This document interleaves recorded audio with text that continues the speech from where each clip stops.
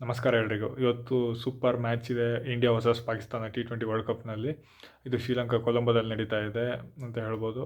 ಇನ್ನು ಓವರಾಲ್ ಆಗಿ ನೋಡೋಕೆ ಬಂದರೆ India versus Pakistan 16 T20 matches ಆಡಿದ್ದಾವೆ. ಎಲ್ಲ most of the time world cup ಆಗೇ ಅಥವಾ ಏಷ್ಯಾ ಕಪ್ಪಲ್ಲೇ ಮುಖಾಮುಖಿ ಆಗಿದೆ ಅಂತ ಹೇಳ್ಬೋದು. ಒಂದೇ ಒಂದು ಬೈಲ್ಯಾಟ್ರಲ್ ಸೀರೀಸ್ ಆಡಿದರು ಅಂತ ನಾನು ಅನ್ಕೊತೀನಿ ಸ್ಟಾರ್ಟಿಂಗಲ್ಲಿ. ಅದು ಬಿಟ್ಟರೆ ಈ ಪೊಲಿಟಿಕಲ್ ಇಶ್ಯೂಯಿಂದ ಯಾವುದೇ ಬೈಲ್ಯಾಟ್ರಲ್ ಸೀರೀಸ್ ಆಡಿಲ್ಲ. Just Asia cup or ICC men's T20 world ಕಪ್ಪಲ್ಲಿ ಮುಖಾಮುಖಿ ಆಗ್ತಿರ್ತಾರೆ. ಆದರೂ ನೋಡೋದಾದರೆ ಓವರಾಲ್ ಆಗಿ ನೋಡೋದಾದರೆ 16 ಮ್ಯಾಚ್ ಆಡಿದ್ದಾರೆ. ಇದರಲ್ಲಿ 12 ಮ್ಯಾಚ್ ಇಂಡಿಯಾದವ್ರು ವಿನ್ ಆಗಿದ್ದಾರೆ. ಹಾಗೆ 12 ಮ್ಯಾಚು ಇಂಡಿಯಾದವ್ರು ವಿನ್ ಆಗಿದ್ದಾರೆ, 3 ಮ್ಯಾಚು ಪಾಕಿಸ್ತಾನದವ್ರು ವಿನ್ ಆಗಿದ್ದಾರೆ, ಒಂದು ನೋ ರಿಸಲ್ಟ್ ವಿನ್ ಆಗಿದೆ ಅಂತ ಹೇಳ್ಬೋದು. ಇನ್ನು overall ICC men's T20 world ಕಪ್ಪಲ್ಲಿ ನೋಡಿದ್ರೆ 8 ಮ್ಯಾಚ್ ಇದೆ. ಅದರಲ್ಲಿ 7 ಇಂಡಿಯಾ ವಿನ್ ಆಗಿದೆ. ಹಾಗೆ ಪಾಕಿಸ್ತಾನವರು ಒಂದೇ ವಿನ್ ಆಗಿರೋದು ಅಂತ ಹೇಳ್ಬೋದು. ಒಂದು ಸಲ ಟೈ ಕೂಡ ಆಗಿತ್ತು ಫಸ್ಟ್ ವರ್ಲ್ಡ್ ಕಪ್ಪಲ್ಲಿ, ಅದರಲ್ಲಿ ಇಂಡಿಯಾದವರು ಬಾಲ್ಔಟಿಂದ ಕೂಡ ಗೆದ್ದಿದ್ರು ಅಂತ ಹೇಳ್ಬೋದು.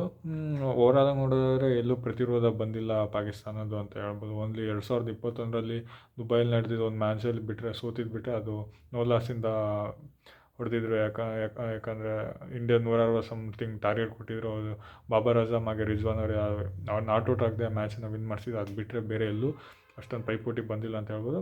ಇದೊಂದು ಮ್ಯಾಚ್ ಕುತೂಹಲಕಾರಿಯಾಗಿರುತ್ತೆ ಇವತ್ತು ಅಂತ ಹೇಳ್ಬೋದು. ಕೊಲಂಬೋದಲ್ಲಿದೆ. ಉಸ್ಮಾನ್ ತಾರಿಕ್ ಬಾಲಿಂಗ್ ಆ್ಯಕ್ಷನ್ ಕೂಡ ತುಂಬ ಪ್ರಚಲಿತದಲ್ಲಿದೆ. ನಿನ್ನೆ ನೆಟ್ಸರ್ ಸೂರ್ಯಕುಮಾರ್ ಯಾದವ್ ಅವರ ಬಾಲಿಂಗಲ್ಲಿ ಆ್ಯಕ್ಷನ್ ಮಾಡ್ತಿದ್ರು ಅಂತ ಹೇಳ್ಬೋದು. ಆದರೆ ಒಂದೇ ಬಾಲಿಂಗ್ ಕಡೆ ಗಮನ ಹರಿಸ್ಬಾರ್ದು. ಬೇಕಾದ್ರೆ ಅವ್ರ ಕಡೆ ತುಂಬ 4-5 ಜನ ಸ್ಪಿನ್ನರ್ಸ್ ಇದ್ದಾರೆ, ಒಳ್ಳೆ ಬಾಲಿಂಗ್ ಪರ್ಫಾರ್ಮೆನ್ಸ್ ಕೊಡ್ತಿದ್ದಾರೆ. ಶ್ರೀಲಂಕಾ ಸ್ವಲ್ಪ ಸ್ಪಿನ್ಲಿ ಕೂಡ ಆಗಿದೆ.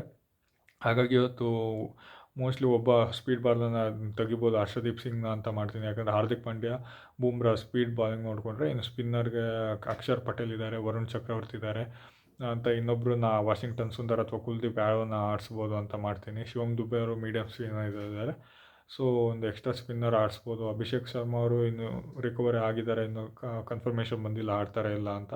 ಅವರು ಸ್ವಲ್ಪ ಬಾಲಿಂಗ್ ಹಾಕ್ತಾರೆ.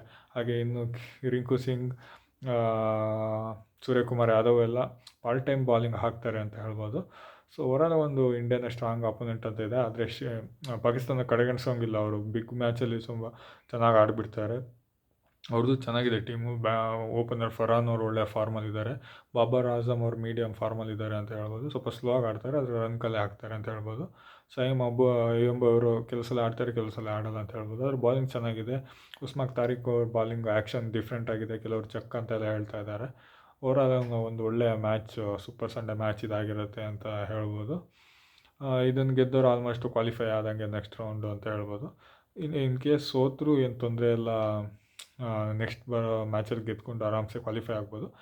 ಇನ್ನು ಸ್ವಲ್ಪ ಪಾಕಿಸ್ತಾನಕ್ಕೆ ಈ ಮ್ಯಾಚ್ ಸೋತ್ರೆ ಸ್ವಲ್ಪ ರನ್ ರೇಟ್ ಕಮ್ಮಿ ಇದೆ. ಹಾಗಾಗಿ ಅವ್ರಿಗೆ ಸ್ವಲ್ಪ ಇಲ್ಲ ನೆಕ್ಸ್ಟ್ USA ಗೆದ್ದರೆ ಕಷ್ಟ ಆಗುತ್ತೆ ಅಂತ ಹೇಳ್ಬೋದು, ಒಳ್ಳೆ ರನ್ ರೇಟಲ್ಲಿ. ಆದರೂ ಇಂಡಿಯಾ ಪಾಕಿಸ್ತಾನ ಈ ಗ್ರೂಪಿಂದ ಕ್ವಾಲಿಫೈ ಆಗೋದು ಬಹುತೇಕ ಖಚಿತ ಅಂತ ಹೇಳ್ಬೋದು. ಇದಿಷ್ಟು ಈ ಮ್ಯಾಚ್ನ ಒಂದು ಪ್ರಿವ್ಯೂ ಆಗಿತ್ತು. ಧನ್ಯವಾದಗಳು.